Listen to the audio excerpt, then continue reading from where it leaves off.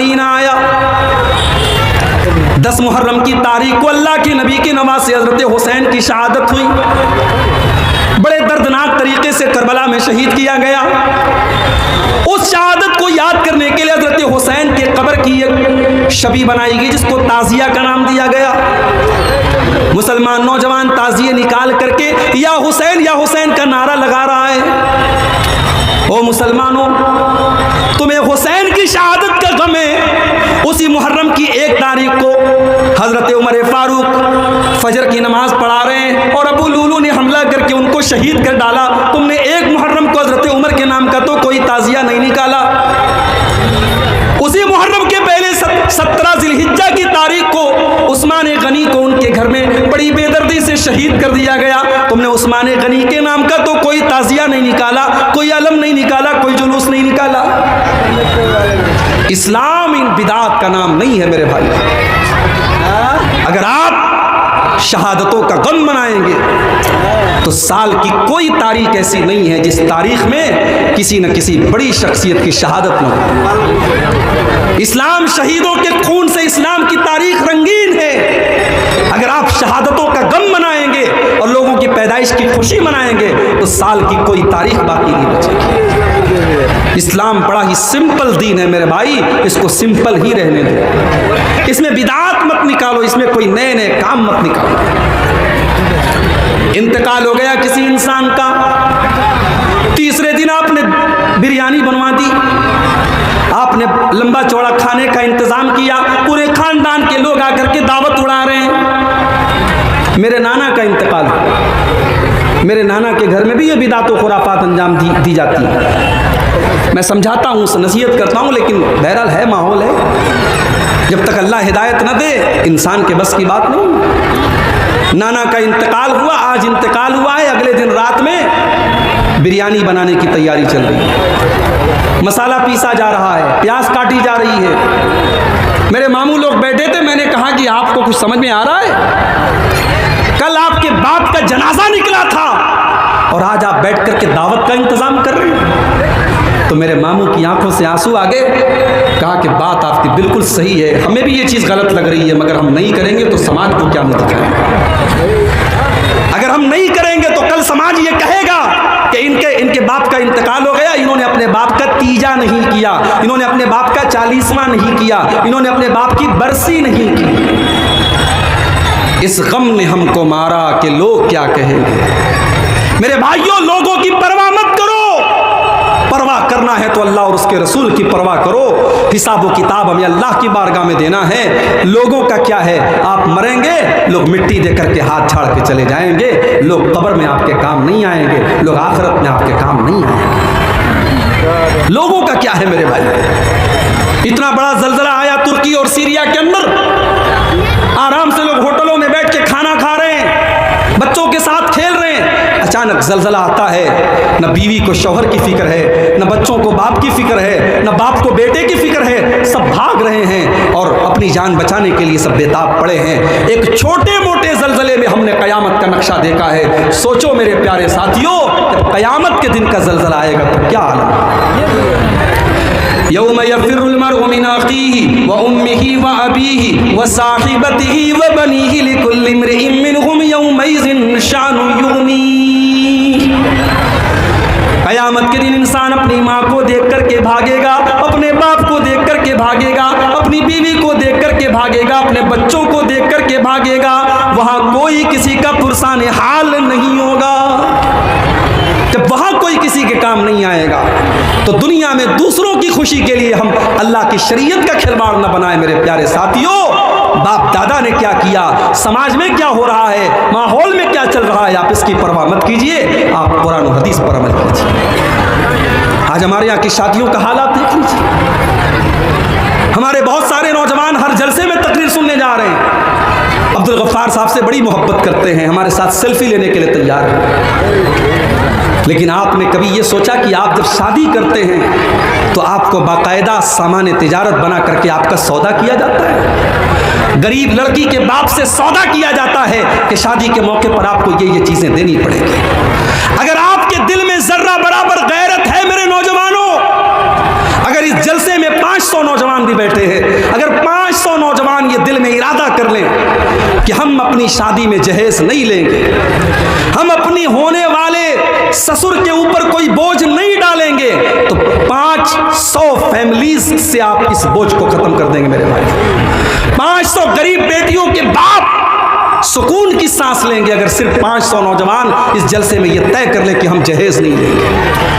हमारे यहाँ बिरादरी चलती है, कोई शेख है, कोई अंसारी है, कोई शेरशाबादी है, कोई कुछ है, कोई कुछ है, मगर इन खुराफात की कोई बिरादरी नहीं है। शेख भी जहेज ले रहा है, अंसारी भी ले रहा है, शेरशाबादी भी ले रहा है, अहले हदीस भी ले रहा है, देवबंदी मसलक का भी ले रहा है। जहेज की और इन रस्मों की कोई बिरादरी नहीं है मेरे भाई। अल्लाह के वास्ते आप इस बुराई को ख़त्म करो मेरे भाई। आज हालात ये हो गए, पहले महीने में एक खबर आती थी कि कोई मुसलमान लड़की गैर मुस्लिम के साथ फरार हो गई, मुर्तद हो गई। पहले महीने में, साल में एक खबर आती थी। अब रोज़ाना व्हाट्सएप पर खबरें आती हैं। नेहा अंसारी ने शादी कर ली रोहित के साथ, शबाना शेख ने शादी कर ली संजय के साथ। लड़की मुसलमान है, फेसबुक पर गैर मुस्लिम लड़के से दोस्ती कर रही है, उसको आई लव यू बोल रही है, उससे मोहब्बत का इजहार कर रही है, उसके साथ फोटो खींच करके उसके साथ अपने इश्क और मोहब्बत का चर्चा कर रही है, और फिर एक दिन उसके साथ भाग जाती है और उसके मजहब में दाखिल हो जाती है। यानी इसका मतलब यह हुआ कि हम अपनी बेटियों को इस काबिल भी नहीं बना सके कि उन्हें रब की तौहीद की अहमियत समझा पाते, उन्हें इस्लाम की अहमियत समझा पाते, उन्हें ईमान की कद्र व कीमत समझा पाते। ये ईमान दुनिया की सबसे कीमती चीज़ है मेरे भाई। ये ईमान वो चीज़ है जिसकी हिफाजत करने के लिए अगर जान देनी पड़े तो जान दे दी जाए, अगर माल कुर्बान करना पड़े माल कुर्बान कर दिया जाए, अगर बाल बच्चों को कुर्बान करना पड़े बाल बच्चों को कुर्बान कर दिया जाए। ये ईमान तो वो दौलत है। जब सुमैया रज़ी अल्लाह ताला अन्हा को जालिम अबू जहल ने जब उनके हाथ पैर को बांध दिया और जवान बेटे को उनके सामने बांध दिया, उनके शौहर यासिर को उनके सामने बांध दिया और सुमैया को ऑफर किया, ऐ सुमैया अगर तू इस्लाम को छोड़ दे, तू ला इलाहा इल्लल्लाह को छोड़ दे, ऐ सुमैया तुझे टॉर्चर करना, तुझे तकलीफ देना छोड़ देंगे। मगर सुमैया को इस दौलत की कीमत पता थी, सुमैया को ईमान की अहमियत पता थी। सुमैया के चेहरे पर मुस्कुराहट आती, अबू जहल इस दिल में ईमान दाखिल हो चुका है, अब ईमान निकलने वाला नहीं है। अबू जहल ने सुमैया रज़ी अल्लाह ताला अन्हा के कपड़े उतार दिए, मादरजात बरहना कर दिया, सर से पैर तक नंगा कर दिया, जवान बेटे के सामने माँ को नंगा कर दिया। सोचो मेरे भाइयों, एक माँ के लिए कितनी बड़ी अज़ियत की बात रही है। ऐ सुमैया मैं तेरी अजमत पर कुर्बान जाऊं, तेरे ईमान पर कुर्बान जाऊं, तेरी इस्तिकामत पर कुर्बान जाऊं। सुमैया ने इस अज़ियत को बर्दाश्त कर लिया, मगर ईमान से कॉम्प्रोमाइज नहीं किया, तौहीद से समझौता नहीं किया।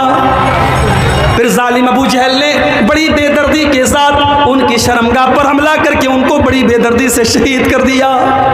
सुमैया ने शहादत दे दी, अपनी जान दे दी, मगर अपनी तौहीद से समझौता नहीं किया। ईमान तो वो चीज़ है मेरे भाइयों, मेरी माओ बहनों, जिसको बचाने के लिए सुमैया शहीद हो गई, और आज आपकी जवान बेटियां इस ईमान का सौदा कर रही हैं और इश्क और मोहब्बत के नाम पर गैरों के साथ इस्लाम को छोड़ करके जा रही हैं। बड़ी प्लानिंग के साथ ये काम हो रहा है, और हम और आप जहेज लेके लेने देने में मगन बने हुए हैं, हम और आप अपने फजूल के रस्म रिवाज में मगन बने हुए हैं। हमने अपनी बेटियों को कॉलेजों में पढ़ाया, यूनिवर्सिटीज़ में पढ़ाया, हमने आला तालीम अपनी बेटियों को दिलाई, मगर अपनी बेटियों को इस काबिल हम नहीं बना सके कि उनको तौहीद की अहमियत बताते, उनको ईमान की कदर व कीमत बताते। दीनी तालीम के नाम पर हमारे यहाँ क्या है, हमने बहुत बड़ा तीर मार लिया।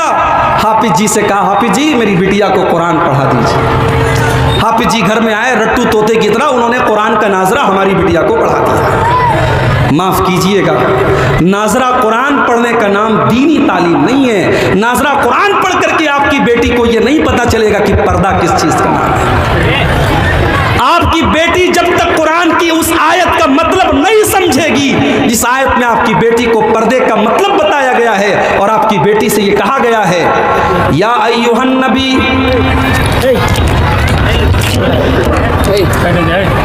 या अय्युहन नबिय्यु कुल लिअज़वाजिका व बनातिका व निसाइल मोमिनीना युदनीना अलैहिन्ना मिन जलाबिबिहिन्ना।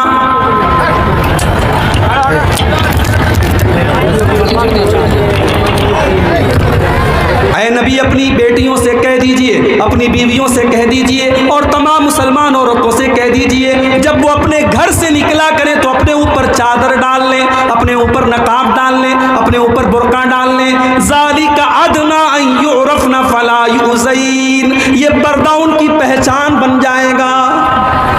हमारे यहाँ तो पर्दा करने वालियाँ भी कोरोना के बाद मास्क लगाने लगी।